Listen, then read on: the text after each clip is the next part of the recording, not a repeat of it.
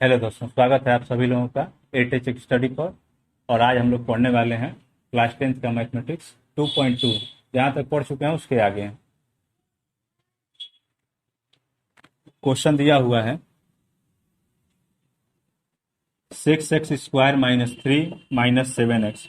और क्वेश्चन वाले बोल रहे हैं शून्य ज्ञात कीजिए और शून्यकों और गुणांकों के बीच में संबंध की सत्यता की जांच कीजिए। तो निकालते हैं इसको हम लोग।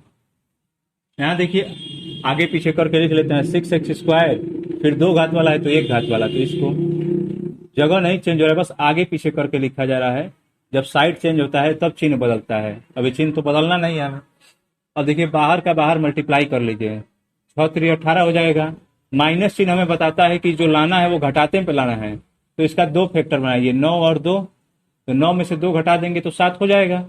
बड़ी संख्या का चिन्ह माइनस रख देंगे और छोटे का प्लस। तो यहाँ लिखेंगे 6x² - 9x, और यहाँ प्लस का 2x - 3, ये बन गया। ऐसे करना है गुणा 6 का 3 में 6×3 = 18। 18 का दो फैक्टर बनाना है, जिसको घटाने पर माइनस चिन्ह हमें बताता है, घटाने पर 7 लाना है। तो 9 में से 2 घटा देंगे तो हो जाएगा, और 9 में से 2 घटाने पर 7 हो जाएगा। बड़ा नंबर माइनस में रखेंगे। दोनों जगह से कॉमन क्या हो जाएगा, यहाँ से 3x, तो यहाँ हो गया 3 दूनी 6 और 3 तिलिके 9। यहाँ कुछ भी कॉमन नहीं है, प्लस है तो +1 लेंगे, अब माइनस रहेगा तो -1, तो +1 लेंगे तो सब वैसे ही उतार लेना है। अब देखो 2x - 3, 2x - 3, that means 2x - 3, और यहाँ पे हो गया 3x + 1। एक बार इसको 0 के बराबर, एक बार इसको 0 के बराबर। तो यहाँ लिखेंगे यदि 2x - 3 = 0, तो हम कह सकते हैं यहाँ से x का मान, ये माइनस से उधर जाएगा तो प्लस में, ये गुणे में है तो भाग में। पुनः करेंगे, यदि 3x + 1 = 0, तो यहाँ से क्या बनेगा, x का मान, ये प्लस है उधर जाएगा तो माइनस में, और ये गुणे में है तो भाग में। अतः हम लोग कह सकते हैं कि x का जो मान हुआ वो 3/2 है और -1/3 है। यही आंसर है। कह रहा है ना शून्य ज्ञात कीजिए, शून्य की ये दो हो गए। आराम से समझिए इसको, फिर इसकी जांच करते हैं। अब देखिए जांच। जांच में सबसे पहले बताया गया, दिए गए समीकरण को लिख लीजिए। 6x², ये वाला, -7x -3 बराबर कुछ नहीं है उधर, ax² + bx + c से तुलना। यहां जब तुलना कर रहे होंगे तो हम लोग पाएंगे कि a का जो मान है वो 6 हो जाएगा, b का मान -7 और c का मान -3। a b c चिन्ह सहित रखना है। a जो है x² का गुणांक, b जो है x का गुणांक, और c जो है अचर पद। तो देखिए अचर पद में -3 है, x का गुणांक -7 है, तो b का मान -7 हो जाएगा।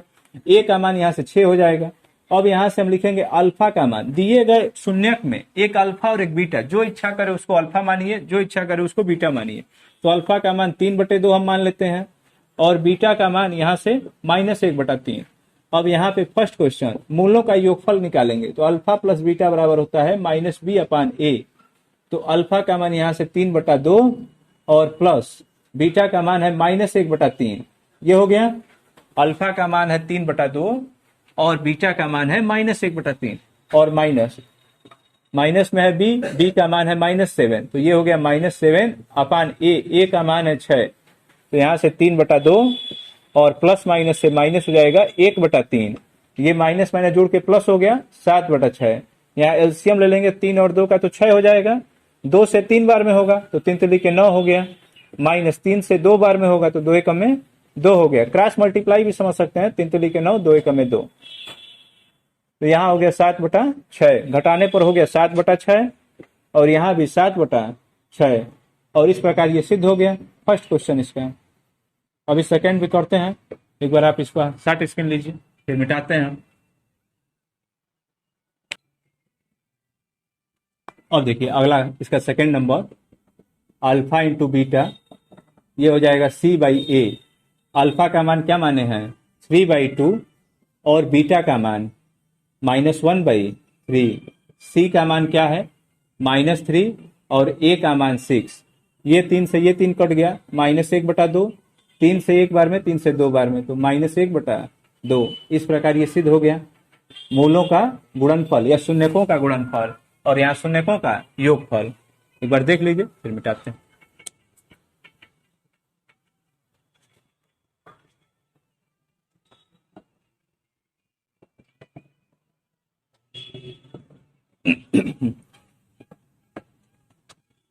अब देखिए अगला क्वेश्चन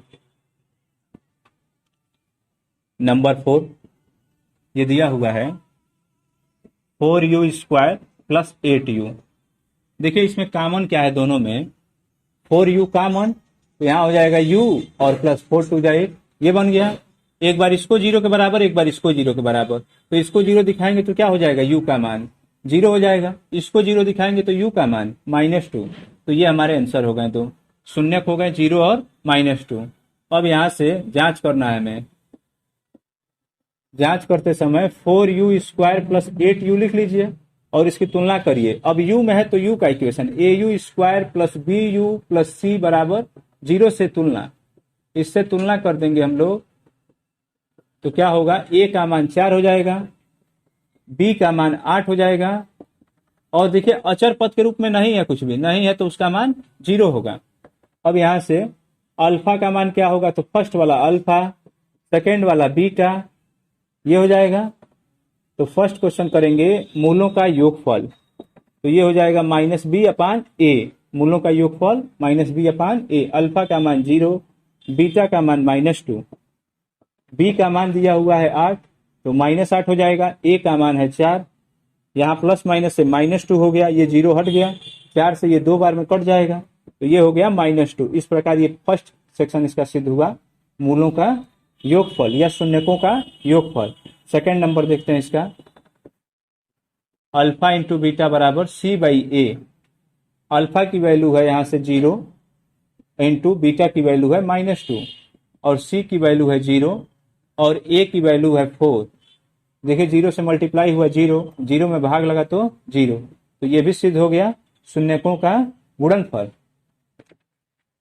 इसको नोट करिए।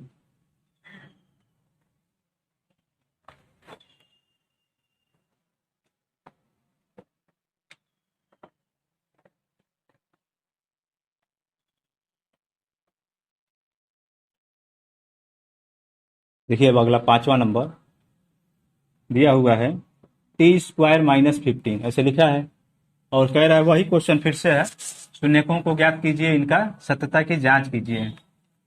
तो इसमें शून्य ज्ञात करने के लिए हम ऐसे लिख लेते हैं t का होल स्क्वायर -√15। ये 15 किसी का स्क्वायर नहीं है तो रूट लगा के स्क्वायर कर देंगे, वापस से 15 हो जाएगा। a² - b² बराबर क्या होता है, एक में प्लस लिख देना है और एक ब्रैकेट में माइनस, एक कोष्ठ में प्लस और दूसरे में माइनस, और एक बार इसको 0 दिखाएंगे, एक बार इसको 0। तो लिखेंगे यदि t + √15 बराबर 0 हो तो यहां से हम कह सकते हैं t का मान, ये प्लस है उधर गया तो माइनस में -√15, और फिर पुनः दिखाएंगे अगले ब्रैकेट को t - √15, √15 बराबर 0 होगा। तो इस कंडीशन में हम कह सकते हैं कि जो t का मान होगा, ये माइनस है उधर जाके क्या हो गया, प्लस हो गया, तो ये हमारे हो गए। अतः जो t के मान निकले वो क्या निकल गया, -√15 और +√15, ये दो हो गए शून्य। आगे समझिए, जांच के लिए क्या बताया गया कि इसकी तुरंत समीकरण लिख लेना है। दिए गए समीकरण को लिखिए t² -15 और इसकी तुलना करिए at² प्लस bt और प्लस c। देखिए t में समीकरण है तो t में लिखेंगे, पिछला वाला सवाल u में था तो u में लिखे थे। इससे तुलना करेंगे तो a का मान कितना, यहाँ कुछ नहीं है तो 1 है, तो a का मान 1 आ गया। अब देखिए t वाला टर्म नहीं है इसमें, तो नहीं है तो उसका मान क्या हो गया, 0, तो b का मान 0 और अचर पद कितना हो गया, -15, ये बन गया। अब यहां से अल्फा का मान पहला वाला आंसर, ये वाला -√15 और बीटा को दूसरा, बीटा का मान हो गया √15। तब यहां से फर्स्ट सेक्शन करेंगे शून्यकों का योगफल -b/a, तो ये हो गया -√15 और प्लस बीटा वाला है √15 माइनस इक्वल टू में माइनस b की वैल्यू यहाँ से 0 है और a की वैल्यू 1 है। तो देखिए √15 माइनस प्लस से कट जाए तो 0, और यहाँ -0 नहीं 0 होता है, 0 के आगे कोई चिन्ह नहीं आता है, ना तो प्लस में और ना ही माइनस में, वो बीच में रहता है। इसके बाद से इसका सेकंड नंबर शून्यकों का गुणनफल अल्फा इंटू बीटा, इसको इंटू पढ़ना है c/a, सी बाई ए, तो अल्फा की वैल्यू यहां से ये वाला देखो अल्फा है तो माइनस √15 और इनटू ये वाला +15 रूट में, अल्फा ये -√15 और बीटा -√15। सी का मान कितना है यहां से, सी का मान -15 और ए का मान कितना है तो 1। तो देखो जब दो बार एक ही संख्या रूट में हो तो वो बाहर निकल जाती है, तो ये 15 हो जाएगा और यहाँ 1 से भाग लगाएंगे वही हो जाएगा 15। तो ये दोनों साइड सिद्ध हो गया। तो ये इस प्रकार क्वेश्चन कंप्लीट हो गया। इसकी सत्यता की जांच भी हो गई और टी का मान भी, मतलब इसके शून्यक भी आ गए। देख लीजिए एक बार, फिर मैं मिटाता हूं।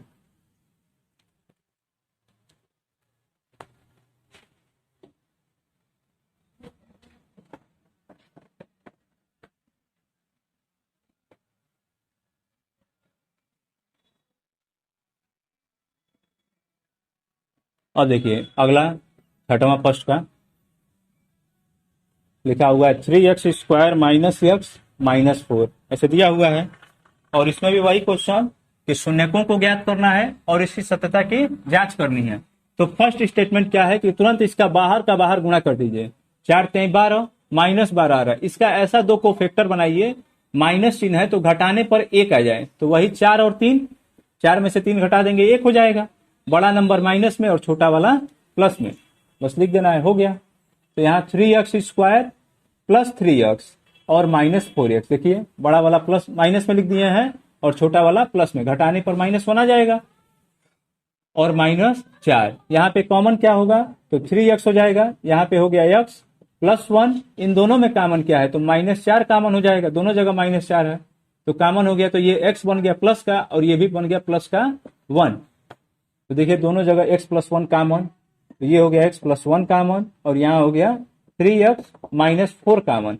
पहले वाले ब्रैकेट को 0 दिखाएंगे, यदि x + 1 = 0 हो तो इस कंडीशन में हम लोग कह सकते हैं कि x का मान -1 होगा। ये +1 है, उधर जाके क्या हो जाएगा -1।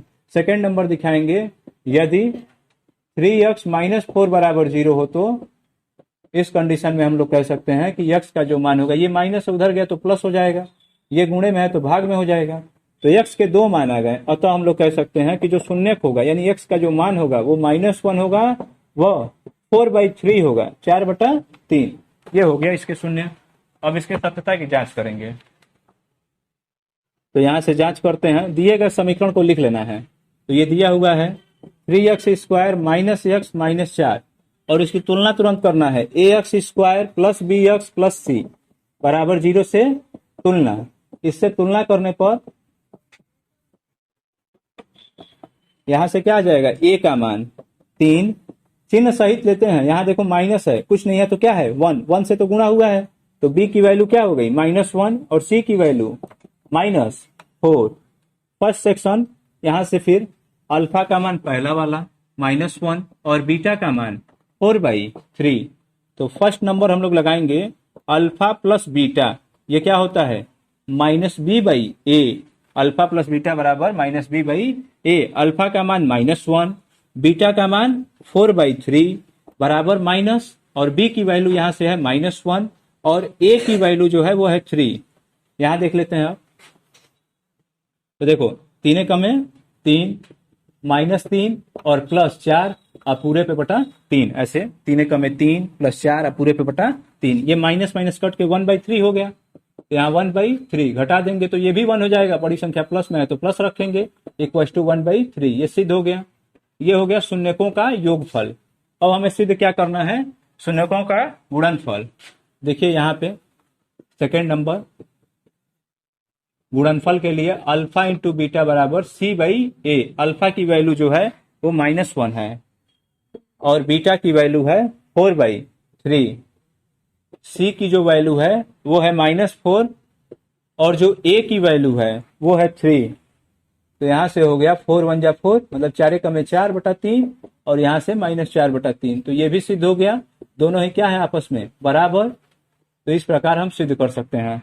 सबसे पहले क्या करना है, शून्य ज्ञात करना है गुणनखंड विधि के द्वारा, जो भी आपको आ रहा है उससे निकाल सकते हैं, शेषफल पर में से भी आ जाएगा। गुणनखंड विधि से हम लोगों ने निकाला है x के 2 मान, तो पहले वाले को अल्फा दिखाएंगे, दूसरे वाले को बीटा, और फिर दिए गए समीकरण से a b c निकाल लेंगे और फिर एक बार मूलों का योगफल और मूलों का गुणनफल। एक बार इसका देखिए।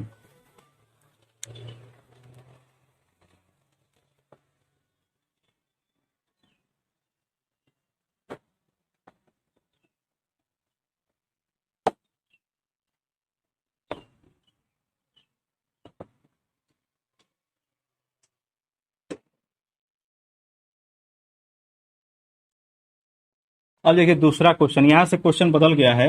क्वेश्चन वाले बोल रहे हैं द्विघात बहुपद ज्ञात कीजिए और शून्यकों के योगफल और गुणनफल दिए गए हैं। योगफल और गुणनफल दिए गए हैं। पहला नंबर, योगफल का मतलब हो गया अल्फा प्लस बीटा का मान दिया है 1/4 और अल्फा इंटू बीटा का मान दिया हुआ है -1। ये दो दिया हुआ है और कह रहा है द्विघात बहुपद बताइए। मैंने आपको पिछले क्लास में बताया था द्विघात बहुपद क्या होता है।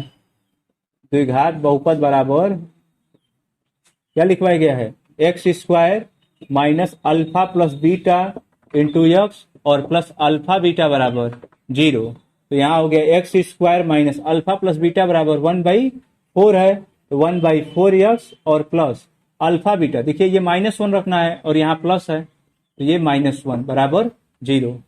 अब या तो यहीं छोड़ दीजिए एक लाइन बढ़ा के, x² माइनस 1/4x और प्लस माइनस से -1 बराबर 0। यहाँ छोड़ सकते हैं या पूरे पे एलसीएम ले सकते हैं 4, तो पूरा एलसीएम 4 हो गया। 4 का इधर गुणा हो जाएगा, जहां कुछ नहीं हर में हो तो डायरेक्ट इसका गुणा करते हैं। तो 4x², देखिए 4 से 4 एक बार में कटेगा, तो एक एक में 1, तो x से कम x, तो यहाँ क्या आ गया केवल x, और 4 एक में 4 बराबर में कितना हो जाएगा 0, और 4 का 0 के साथ क्रॉस मल्टीप्लाई हो जाएगा, तो यहाँ हो गया 4x² माइनस x माइनस 4 बराबर 0, और ये हो गया आंसर। यही है द्विघात बहुपद। इसी तरह से सारा क्वेश्चन है।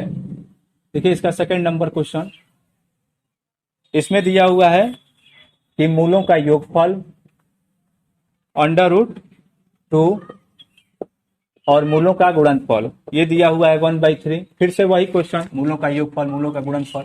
इसमें 6 क्वेश्चन है, सभी ऐसे ही हैं। क्योंकि द्विघात जो होता है, द्विघात बहुपद, वो कितना होगा, x² minus alpha plus beta into x और प्लस अल्फा बीटा बराबर 0। तो x² minus alpha plus beta की वैल्यू √2, तो √2x और प्लस अल्फा बीटा मतलब 1/3।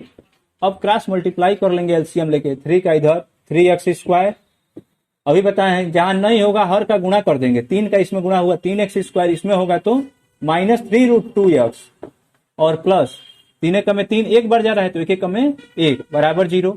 ये इधर जाएगा तो क्या हो जाएगा 0 ही, तो 3x² माइनस 3√2x और प्लस 1 बराबर 0। ये हो गया द्विघात बहुपद। चलिए आज के लिए बस इतना ही।